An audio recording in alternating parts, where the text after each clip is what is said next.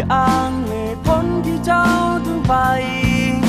อย่าบอกว่าเจ้าเสียใจที่เจ้าเลือกคนใหม่คนนั้น คนที่ควรเสียใจ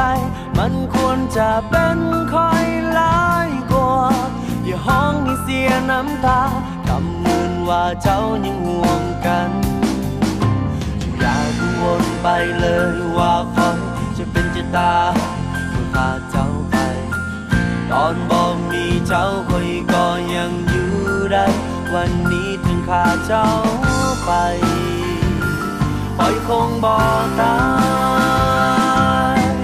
เจ้าบ่มานอากาศที่คอยขาดแล้วจะต้องตายเจ้าบ่มีความหมา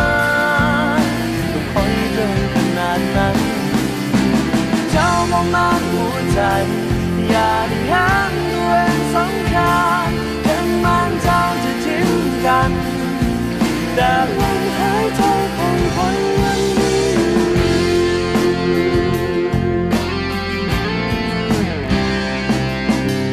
บอกพยายามทำใจยอมรับมันลบลืมความสัมพันธ์เก่าๆที่ยังฝังใจ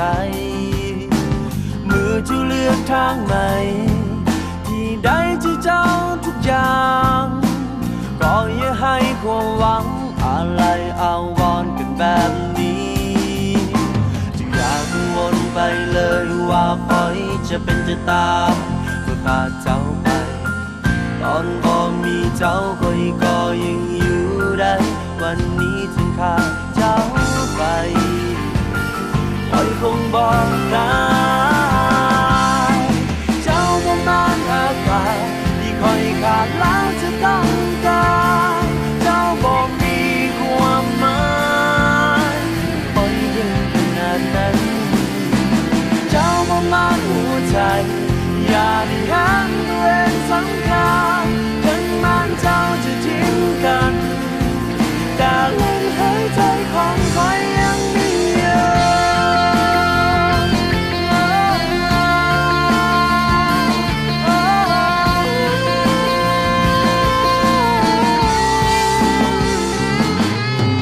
เจ้าบ่มานอากาศที่คอยขาดแล้วจะต้องตา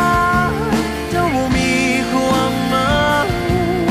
บ่สำคัญขนาดนั้นเจ้าบ่มานหัวใจอย่าได้แห้งตัวเองสำคัญถึงแม้เจ้าจะทิ้งกันแต่ลมหายใจของคอยยังมีอยู่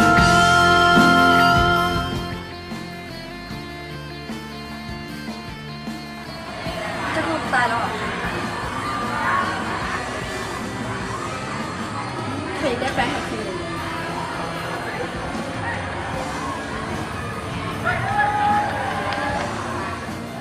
เคยว่าพูดได้ยินหรอ